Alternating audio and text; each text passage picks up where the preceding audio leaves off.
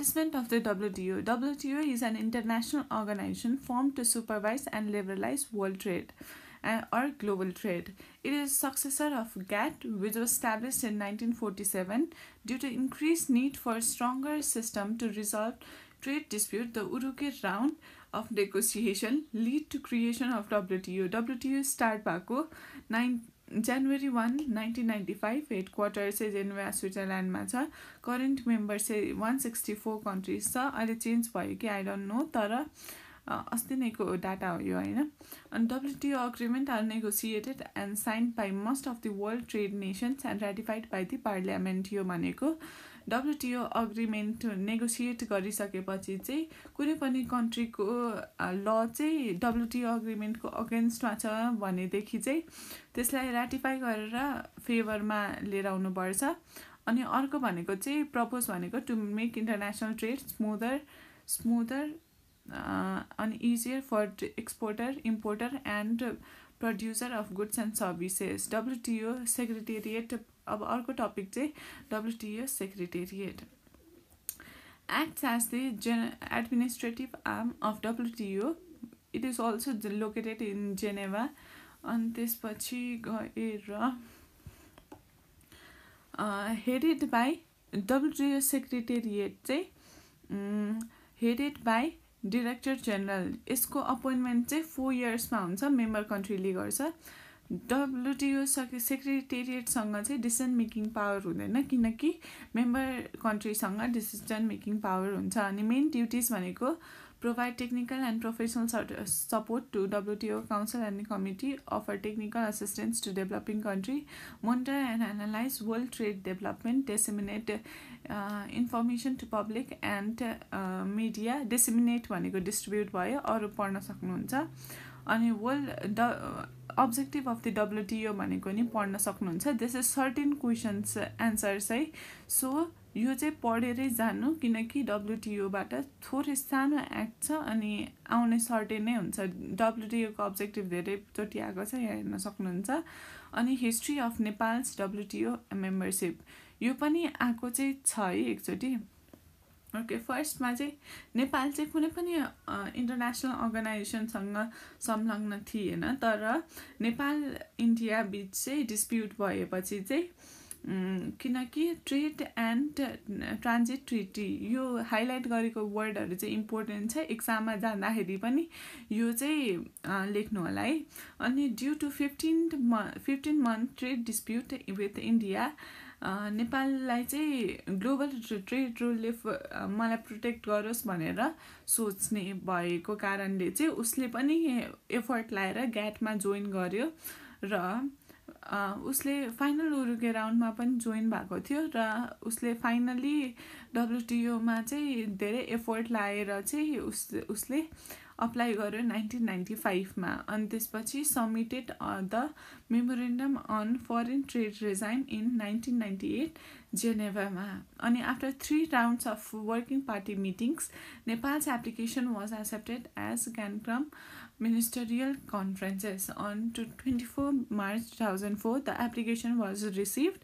On 23 April 2004 मा चाहिँ Nepal officially 147 member भयो. अनि नेपाल चाहिँ least developed country, first least developed country to join WTO through full working party negotiation. यो important छ.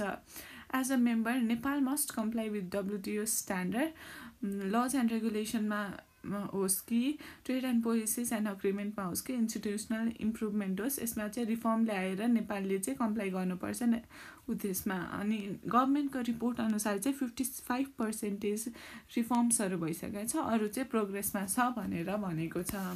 अनि फन्डामेन्टल प्रिन्सिपल्स अफ WTO भनेको पनि इम्पोर्टेन्ट छ है. यहाँ मोस्ट फेभर्ड नेसन र नेसनल ट्रिटमेन्ट छ. यसलाई चाहिँ मर्ज गरेर ट्रेड विदाउट डिस्क्रिमिनेसन भनेर पनि एउटा सिंगल हेडिङ राखेर लेख्न सकिन्छ. अर डिफ्रेन्ट लेखे पनि केही फरक चाहिँ पर्ने हैन. फर्स्टमा मोस्ट फेभर्ड नेसन भनेको चाहिँ के हो भन्दाखेरि यसको हेडिङ अनुसारको चाहिँ के रे मिनिङ छैन. त्यो हेडिङ अनुसारको मिनिङ नभएपछि चाहिँ ट्रिटी त्यसको मिनिङ चाहिँ एक्चुअलमा भन्दाखेरि चाहिँ डिस्क्रिमिनेट नगरेर सबैलाई इक्वली ट्रिट गर्नु भनेर भनेको हुन्छ। कोही धनी देश होला, कुनै गरिब देश होला, rich or poor, weak or strong भनेर चाहिँ हामीले डिस्क्रिमिनेट गर्नु भएन। एउटा कन्ट्रीलाई बेनिफिट दिएपछि सबै WTO मेम्बर्सहरूलाई चाहिँ इक्वल बेनिफिट दिनुपर्छ। अनि नेसनल ट्रिटमेन्ट भनेको चाहिँ लोकल र फरेन प्रडक्ट्सहरूलाई चाहिँ इक्वल के भन्छ नजरियाले हेर्ने भनेर भन्छ। जस्तै कि के अरे लोकल प्रडक्ट्सहरूलाई चाहिँ एकदमै प्रायोरिटी दिने अनि फरेन कन्ट्रीकोलाई चाहिँ लिएर आउनै नदिने भनेर भन्यो भनेदेखि त WTO को प्रिन्सिपल अगेन्स्ट जाँदो रहेछ। बट यो भन्दै पनि त्यस्तो गर्नु चाहिँ हुँदैन है। पोलिसीहरू चाहिँ हुन्छ। मेजर फङ्सन्स अफ WTO एउटा भनेको यसको फङ्सन्स भनेको एडमिनिस्ट्रेटिङ WTO अग्रिमेन्ट। WTO अग्रिमेन्टमा चाहिँ गुड सर्भिसेस र इन्टेलेक्चुअल प्रपर्टी कभर हुन्छ। अनि इन्डिभिजुअल मेम्बरले चाहिँ कमिट गर्नुपर्छ कि कस्टम ट्यारिफ चाहिँ हामी लोवर गर्छौँ र ट्रेड बेरियर्स चाहिँ रिमुभ गर्छ। अनि मेकानिजम्सहरू यस्तो काउन्सिलहरू इस्टाब्लिस गर्छ के गर्छ टु रिजल्भ दि डिस्प्युट्स अनि इस्युजहरूको लागि। अनि फोरम फर ट्रेड नेगोसिएसन भनेको चाहिँ प्लेटफर्म क्रिएट भएको हुन्छ यसमा ट्रेड नेगोसिएसन गर्नको लागि। अनि केही प्रब्लम आयो भनेदेखि चाहिँ डिफ्रेन्ट मेकानिजम्सहरू उसले इस्टाब्लिस गर्न सक्छ। नेगोसिएसनहरू चाहिँ कमिटिज र काउन्सिलबाट हुन्छ। ह्यान्डलिङ ट्रेड डिस्प्युट चाहिँ डिस्प्युट सेटलमेन्ट मेकानिजम्स हुन्छ। यो चाहिँ अलि पछि हामी फेरि पढ्छौँ। यो चाहिँ अलिकति सर्टली लेखेको छ यो चाहिँ। अनि मोनिटरिङ नेसनल ट्रेड पोलिसिज चाहिँ जेनरल मिटिङ र ट्रेड पोलिसी रिभ्यू बडीबाट हुन्छ। अनि रिपोर्ट्सहरू चाहिँ जेनरल काउन्सिलमा सब्मिट हुन्छ। Technical assistance and training for developing country, technical assistance र ट्रेनिङहरू के को लागि, स्किल्सहरूको लागि भयो, सबैको लागि, टेक्नोलोजिकल एडभान्समेन्टहरूको लागि भयो, सबैको लागि चाहिँ असिस्टेन्सहरू दिन्छ। अनि focuses on the needs of developing countries, cooperation with the other international organization, IMF international monetary फन्डहरूसँग कोलाबरेट गरेर वर्क गर्छ। अनि त्यसपछि aims for universal economic policy चाहिँ युनिभर्सली नै एउटै बनाउने चाहिँ यसको उद्देश्य हो। अनि त्यसपछि अर्को भनेको रोल्स अफ WTO भनेको यो चाहिँ सर पढिहाल्नु, यो चाहिँ इम्पोर्टेन्ट छ है एक्जाम पोइन्ट अफ भ्यूको लागि। अनि त्यसपछि पोइन्ट्सहरू मात्रै यो हाइलाइट गरेको वर्डहरू मात्रै एक्जाममा लेख्नुभयो भने पनि तपाईँले फुल मार्क्स पाउन सक्नुहुन्छ। अनि डिस्प्युट सेटलमेन्ट मेकानिजम भनेको चाहिँ नामबाटै डिस्प्युट सेटल गर्छ भनेर त हामीले थाहा पाइसक्यो। डिस्प्युट सेटलमेन्ट बडीले चाहिँ प्यानल्स अफ एक्सपर्टलाई हायर गर्छ र प्यानल्स फाइन्डिङ्सहरूलाई चाहिँ एक्सेप्ट र रिजेक्ट गर्छ र मोनिटर पनि गर्छ implementation of the ruling and recommendation. अनि अर्को भनेको अथराइज्ड पनिसमेन्ट। स्टेजेस चाहिँ कस्तो हुन्छ भन्दाखेरि WTO डिरेक्टर जेनरलले चाहिँ डिस्प्युट फर्स्टमा कन्सल्टेसनको थ्रु सेटल गर्छ मिडिएटर भनेर WTO जेनरल। अनि त्यसपछि इफ कन्सल्टेसन चाहिँ फेल भयो भनेदेखि चाहिँ WTO डिरेक्टर जेनरलले चाहिँ प्यानल्सहरूलाई हायर गर्छ र 3 देखि 5 वटा प्यानल्स हुन्छ। प्यानल चाहिँ कसरी वर्क गर्छ भन्दाखेरि बिफोर फर्स्ट हियरिङमा चाहिँ दुईटै साइड कन्ट्री ए र कन्ट्री बी को डिस्प्युट भइरहेको छ भने कन्ट्री ए र बी ले दुवैजनाले राइटिङमा दिनुपर्छ। अनि फर्स्ट हियरिङ हुन्छ। फर्स्ट हियरिङमा चाहिँ को प्रेजेन्ट हुन्छ भन्दाखेरि कन्ट्री ए, कन्ट्री बी। अनि त्यो डिस्प्युटमा चाहिँ इन्ट्रेस्टेड पार्टीहरू को छ, अरू कन्ट्रीहरू को छ भनेर तिनीहरू पनि फर्स्ट हियरिङमा आउँछ। अनि त्यसपछि सबमिसन अफ रिटन आर्गुमेन्ट्स हुन्छ। दुईटै कन्ट्री ए र कन्ट्री बी ले रिटन आर्गुमेन्ट्स दिनुपर्छ र सेकेन्ड मिटिङमा चाहिँ ओरल्ली उनीहरूले भन्नुपर्ने हुन्छ। प्रेजेन्टेसनमा चाहिँ इफ साइन्टिफिक अथवा टेक्निकल टर्म्स छ भनेदेखि एक्सपर्टहरू पनि हायर गर्न सक्छ टु प्रिपेयर एन एडभाइसरी रिपोर्ट। अनि फर्स्ट ड्राफ्ट हुन्छ। फर्स्ट ड्राफ्ट चाहिँ प्यानलले चाहिँ कन्ट्री ए र कन्ट्री बीलाई दिन्छ। कन्ट्री ए र बीलाई चाहिँ 2 विकको टाइम दिन्छ कमेन्ट गर्नको लागि। इन्टरम रिपोर्ट भनेको चाहिँ फाइन्डिङ र कन्क्लुजन दुवै हुन्छ यसमा चाहिँ। अनि दुईवटा साइड कन्ट्री ए र कन्ट्री बीलाई दिन्छ 1 विकको लागि रिभ्यू गर्नको लागि। अनि रिभ्यूको टाइम चाहिँ 2 विक्सभन्दा एक्सेड गर्नु हुँदैन। अनि यो ड्युरेसनमा चाहिँ एडिसनल मिटिङ पनि बोलाउन सक्छ दुईवटा साइडको त्यसको लागि। Changes to Nepal from WTO membership. एउटा भनेको अनइम्प्लोइमेन्ट, बाहिरबाट एकदमै एडभान्स टेक्नोलोजी आएपछि हाम्रो लेबर इन्टेन्सिभ कन्ट्री छ, टेक्नोलोजी बेस्ड भयो भनेदेखि त लेबरहरू खासै चाहिँदैन। सो अनइम्प्लोइमेन्ट एकदमै हाई हुन्छ। रिड्युस रेभेन्यू, ट्यारिफहरू लो भएपछि गभर्मेन्टलाई रेभेन्यू कम आउँछ। अनि difficulty in strengthening institution given the financial constraint and lack of proper policy intervention in to cope up with responsibilities and obligation posed by WTO membership, the task of strengthening institutions seems difficult to achieve. And 4 number, difficulty in specialization in some products or services. This is a challenge task of government due to lack of proper physical institutional infrastructure, capital and resources for industrialization. Domestic investment may suffer because of FDI. बाहिरको international इन्डस्ट्रीहरूको चाहिँ qualitative price पनि हुन्छ। अनि त्यसपछि क्वालिटीको product र competitive प्राइसमा पनि बेचेको हुन्छ। तर नेपालको इन्डस्ट्रीले त्यस्तो गर्न सक्दैन और कम्पिट गर्नलाई एकदमै गाह्रो हुन्छ। त्यसको लागि रिस्ट्रक्चर गर्न खोजेको हुन्छ, मोडर्नाइजेसन गर्न खोजेको हुन्छ। तर हामीसँग इन्भेस्टमेन्ट खासै धेरै छैन। सो अनि त्यसपछि income distribution and poverty. NGOs र मल्टिनेसनल कर्पोरेसन्सहरू चाहिँ बाहिरको रुल्स रेगुलेसन्सहरूबाट चाहिँ डेभलप भएको हुन्छ। अनि त्यसपछि बाहिरको फोर्सेसहरूसँग चाहिँ डाइरेक्टली इन्फ्लुएन्स भएको हुन्छ। लोकल मोनोपोलिस्टहरू पनि रिप्लेस हुन्छ इन्टरनेसनल मोनोपोलिस्टले गर्दाखेरि। सो उनीहरूको इन्ट्रेस्ट चाहिँ लोकल गभर्मेन्टहरूसँग मिलेर उत्यो गर्ने सहयोग गर्ने हुँदैन कि उनीहरूको इकोनोमिक बेनिफिट उनीहरूले धेरै हेरेको हुन्छ। सो यसले गर्दाखेरि चाहिँ नेपालमा चाहिँ income and wealth inequality, rural र अर्बन ग्याप, अनि पोभर्टी अनि अनइम्प्लोइमेन्ट जस्तो कुराहरू डेभलपिङ कन्ट्रीमा हुन्छ। यसले गर्दाखेरि नेपाल जस्तो देश चाहिँ लो इक्विब्रियम पोभर्टी ट्र्यापमा फस्नलाई एकदमै बाध्य भएको छ। Monopoly of multi international corporation in patent भनेको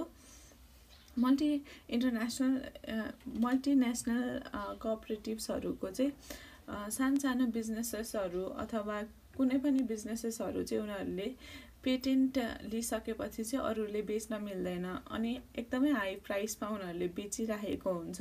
सो हाम्रो जस्तो देशहरूले चाहिँ धेरैजनाले अफोर्ड गर्न सक्दैन। सो यसले गर्दाखेरि चाहिँ च्यालेन्जेसहरू आउन सक्छ WTO मेम्बरसिपकोमा चाहिँ। अनि ट्रेड पोलिसिज अफ WTOमा चाहिँ फर्स्टमा सेफ्टी वेल्भ छ। सेफ्टी वेल्भमा चाहिँ के हुन्छ भन्दाखेरि गभर्मेन्टले चाहिँ सर्टेन कुराहरूमा चाहिँ रेस्ट्रिक्ट गर्न सक्छ। जस्तै कि WTOले चाहिँ के पर्मिट गरेको छ भन्दाखेरि प्लान्ट एनिमल पब्लिक हेल्थहरूको लागि प्रोटेक्ट गर्नको लागि चाहिँ आफै त्यो सामानहरू रोक्न पनि सक्छ, त्यस्तो गर्न सक्छ भनेर भनेको छ। अनि ट्रान्सपेरेन्सी, WTO मेम्बरहरूले चाहिँ ट्रेड रेगुलेसन्सहरू पब्लिस गर्नुपर्छ। अनि they may establish maintain institution allowing other WTO member to review this regulation and ask question for clarification. Transparency is an important principle in WTO policy making. Members should open about their policies and practices. Members must notify WTO and publish trade measures in proper manner. Government must inform the WTO and its member of specific measures and through their regular notification. Enforceability and binding commitment. Tariff commitment WTO मेम्बर्सहरूले गरेको चाहिँ bond र bond भनेको चाहिँ कस्तो भयो भन्दाखेरि agreed upon tariff custom duties cannot be increased above certain limit भनेको डब्ल्युटिओले चाहिँ यति सर्टेन लेभल तोकिदिएको हुन्छ त्योभन्दा धेरै चाहिँ ट्यारिफ गर्नु परेन र यो इन्फोर्सेबल पनि हुन्छ countries can change their binding but only after negotiated with the affected countries which could result in compensatory adjustment अनि अर्को भनेको reciprocability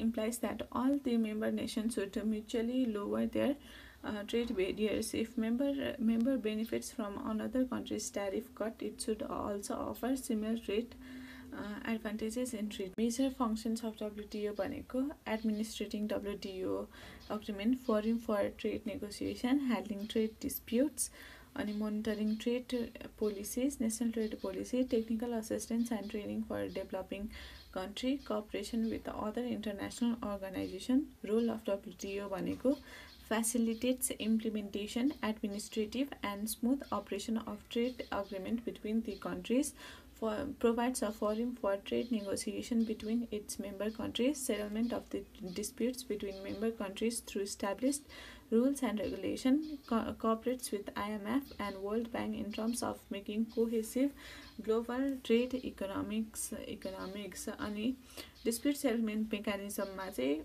फर्स्टमा के हुन्छ भन्दाखेरि कन्सल्टेसन हुन्छ डब्ल्युटिओ डिरेक्टर जेनरलले कन्सल्टेसन गर्छ कन्सल्टेसन फेल भइसकेपछि प्यानल उते गर्छ प्यानलमा चाहिँ 3 देखि 5 जना एक्सपर्टहरु हुन्छ अनि त्यसपछि प्यानल चाहिँ कसरी वर्क गर्छ भन्दाखेरि बिफोर हियरिङ चाहिँ रिटर्नमा लेख्नु पर्छ हियरिङ गर्दाखेरि कन्ट्री ए र कन्ट्री बी आउनु पर्छ र इन्ट्रेस्टेड पार्टी पनि आउँदाखेरि हुन्छ अनि सबमिसन अफ रिटर्न आर्गुमेन्ट्स हुन्छ अनि प्रेजेन्ट ओरली पनि गर्नुपर्छ प्रेजेन्ट ओरली गर्दाखेरि टेक्निकल टर्म भएको छ भनेदेखि चाहिँ एडभाइजर एक्सपर्ट्सहरु बोलाउँछ एक्सपर्टले चाहिँ एडभाइजरी रिपोर्ट बनाउँछ अनि फर्स्ट ड्राफ्टमा चाहिँ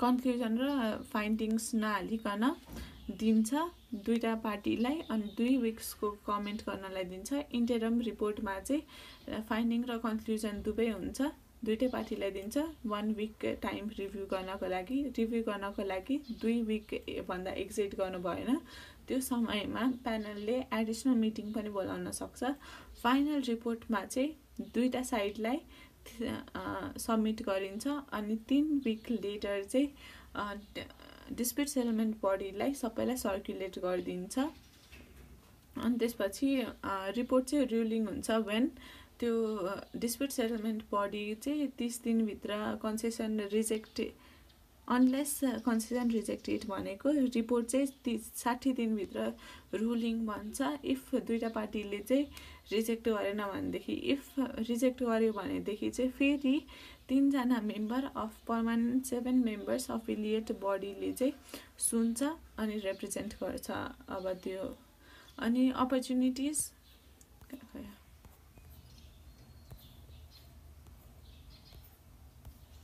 Opportunities to Nepal from WTO membership: liberalization, market access, freedom of transit, access to dispute settlement body, special measure for least developed countries, globalization of foreign economy, fair competition. Challenges to Nepal from WTO membership: unemployment, reduced revenue, difficulty in strengthening institution, difficulty in specialization in some of the products and services, domestic investment may suffer because of FDI, income distribution and poverty, monopoly in MNCs in patent, trade policy of WTO ma safety valves, अनि transparency, enforceability and binding commitment, reciprocability, non-discrimination भयो यसमा चाहिँ कसरी remember गर्ने भन्दाखेरि चाहिँ फर्स्टमा टपिकहरु हेर्ने अनि सब टपिकहरुलाई याद गरौँ फर्स्टमा एस्टाब्लिशमेन्ट WTO चाहिँ इजी पार्नको लागि इन्टरनेशनल ट्रेड स्मूथ गर्नको लागि अपरेट भएको हो ग्याट थियो पहिला अहिले सक्सेसर भएर WTO भयो उरुगेको राउन्ड भएपछि अनि WTO जनवरी 1, 1995 मा इस्टाब्लिस भएको थियो। हेडक्वार्टर जेनेभा स्विजरल्यान्डमा छ। WTO सेक्रेटेरिएट भनेको एडमिनिस्ट्रेटिभ आर्म अफ WTO भयो, located in Geneva, headed by director general. Decision making power यसमा हुँदैन, डिसिसन मेकिङ पावर मेम्बर कन्ट्रीमा हुन्छ। मेन ड्युटिज भनेको technical and professional support to WTO Council and Committee, offer technical assistance to developing country, monitor and analyze world trade development, disseminate or distribute information to public and media, organize ministerial conferences, offer technical assistance in dispute settlement, advise government wishing to become member of WTO. Objective of WTO भनेको standard of लिभिङमा improve हुन्छ, full employment हुन्छ, growth increase in effective demand हुन्छ, enlarge production and trade of goods, increase trade of the services, optimum utilization of world resources, protect environment, promote and accept sustainable development. History of Nepal's WTO membership भनेको फर्स्टमा यो कसैको member थिएन, ग्याटमा गयो किनभनेदेखि 15 महिनाको चाहिँ नाकाबन्दी थियो र नाकाबन्दी भएको कारणले चाहिँ नेपाल चाहिँ गएर ग्याटमा इन्टरनेसनल सेफ्टी पनि चाहिन्छ भनेर ऊ गएपछि मेम्बर भयो। अनि त्यसपछि उरुग्वेको राउन्डमा पनि ऊ पार्टिसिपेट भएको थियो। अनि WTO को मेम्बरमा जाँदाखेरि चाहिँ उसले तीनचोटि उसको एक्सेप्ट भएको थियो। Nepal's application was accepted as 3 rounds of working party meetings भनेको। अनि फर्स्टमा application was accepted in Cancun ministerial conference, second approval चाहिँ 24 मार्चमा भएको थियो, 23 अप्रिलमा चाहिँ फाइनल एप्लिकेसन एक्सेप्ट भएको थियो। अनि नेपाल चाहिँ फर्स्ट LDC हो to join WTO through full working party negotiation. अनि त्यसपछि फन्डामेन्टल प्रिन्सिपल्स भनेको मस्ट फेभर नेसन र इन्टरनेसनल ट्रिटमेन्ट, यसलाई एउटैमा मर्ज गरेर लेख्न सक्छ, ट्रेड विदाउट डिस्क्रिमिनेसन भनेर। अनि त्यसपछि फ्री ट्रेड भयो, प्रेडिक्टेबिलिटी एन्ड ट्रान्सपेरेन्सी, फेयर